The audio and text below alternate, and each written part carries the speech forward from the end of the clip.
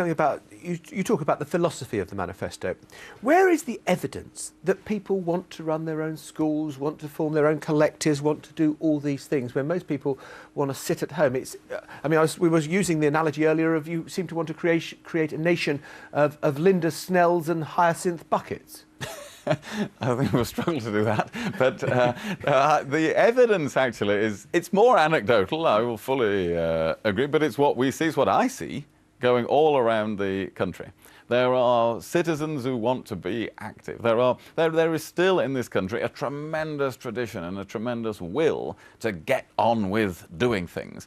But usually... But aren't we a society that walks on the other side and just ignores what's going on around us? No, we're not. Well, actually... You know, that is a bit of a metropolitan, if I may say so, way of looking at it. That might be the case in the very centre of London, but I don't believe it's even the case in communities, in the identifiable communities in other parts of London, and it's certainly not the case in villages and market towns in my constituency in North Yorkshire, where huge proportions of the population want to get on and do things and be active, and usually they find that there is something in the way. And let us say there is a park that the council want to dispose of. They really have to fight in order to have the right to bid for that park. They should have the right to take over the park, the local people to do something. Go on, Matthew, very quickly. Can I ask you a slightly philosophical question? There are powers in this manifesto to force referendums, direct democracy. Powers for people to remove their members of parliament, direct democracy. Powers for people by the number of their signatures to force things to be debated in parliament, direct democracy. You ought to believe in representative democracy. You're an admirer of William Pitt the Younger. You've written a biography of him. Representative democracy is the idea that you elect somebody to represent you and to use their own judgment for the time that they're elected. And said, could you answer this in 15 seconds? Which is a big philosophical question, and I hate to introduce a huge idea. I do believe in representative democracy, but we've seen in recent years that it has its weaknesses in terms of public participation and the performance of the representatives, and therefore introducing a direct element, I think, is a good thing to inject into that system. God, you did do it in 15 seconds. Brilliant. William Hague, thank you very much. Do stay with us, because it's time now to go back to our reporter, Kim Riley, who's at the Bikers Hustings near King's Lynn. Kim.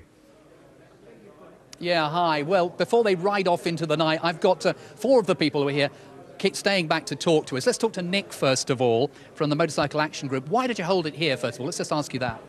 Well, in the average constituency, there are 4,500 motorcyclists, and we think that they deserve a chance to ask the people who want to represent them what it is they think about motorcycling. And if the candidates are willing to come and talk to us in a place where we know, where we're comfortable, this is our domain, then we're very grateful for them coming over and sticking their necks out. Selina, you've been a biker for, what, 24 years, you were telling me? Yes, indeed. Has it been useful? It has been very useful, and I think the amount of interest of people that have shown up, and certainly the level of debate, has proved that these sort of functions work. So. William Hague's in the studio. Can you give a nice question for him, a stinging question? I wonder what he thinks about the amount of tax we pay on fuel, and perhaps he could tell us what the Conservatives would do if they got into power about it. OK, that's not a nice one, is it? Paul Turner, have you got anything you'd like to ask Mr. William Hague? Yes, I'd like to ask him if, like London, that motorcycles should be allowed in bus lanes throughout the whole of the UK. OK, another difficult one. Daisy, have any thoughts about this? I know you were talking to me about the importance of safety, and sometimes perhaps motorcyclists get a bad reputation for no good reason. Yeah, I think that's an issue I'd really like to raise is driver-rider awareness, and any incident, the finger is quite quick to be pointed in our direction, and just really the awareness of drivers of things on the other side of the windscreen. As a horse rider, cyclist, pedestrian, quite often we can be a bit overlooked. OK, can I just come back to Selina, because I know you work with young people, and you think there's something that a government could do to help? Yeah, I work with 16 to 19-year-olds, and as you'll be aware, Norfolk is a very rural county, and I think motorcycles could be a solution, or any power two-wheeler, to these young people finding employment and indeed continuing in further education, because we do not have the infrastructure in this county to allow them to be independent. Because public transport isn't very good, is it? Let's face it. It really isn't, no, and the buses that do run cannot be relied upon to get them to where they need to be on time, and often this affects their job prospects. Nick, very quickly, it's been a useful evening? It's been fabulous. We wanted to make sure that the politicians and the riders engaged with each other for the first time. Too often motorcyclists say that they're ignored by politicians. I think this shows that we can really do something now that there's an election on. Thank you all. Get on your bikes and off into the night. Perhaps Mr Hague can have some good words for motorcyclists. Back to you. Kim, and if you could sort me out a good price on a Motor Guzzi, I would be extremely grateful. Thank you very much indeed there in Kingsley. William Hague, you were listening attentively to what they had to say there. Yes. Some kind of macro questions about levels of fuel tax, micro questions on motorbikes in bus lanes. Yes, very understandable questions. And people's concern about fuel tax, of course, fuel prices are very high now. That's very understandable. And what we're looking at is a fuel duty stabiliser. When the price of oil goes up, then the tax would come down. And when it goes down, the tax would then go up. So this would be neutral to revenue over time, but it would give people more stability in fuel prices. And then there was the point about motorcycles using bus lanes. I hesitate. I'm the Shadow Foreign Secretary, not the Transport Secretary. I've got to declare an interest as a motorcyclist. I think it's fantastic that we can use the bus lanes. Right. Well, no, I'm quite sympathetic to that. In my constituency in North Yorkshire, there are no bus lanes. So, you know, it applies to certain parts of the country and not to others. But I'm quite sympathetic to that. I will pass that on to Theresa Villiers, the Shadow Transport Secretary. Right. I just want to ask you one other thing before you go. You had a very good week last week with the whole national insurance rise. I'm sure you would be hoping that tonight, you'll be seeing some kind of bounce in the polls.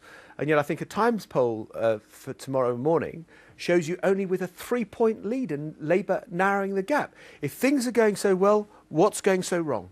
I think there are 4 polls out tonight. One with a 3-point gap, one with 5 points, one with 8 points and one with 10 points. And some of them have gone up and some of them have gone down.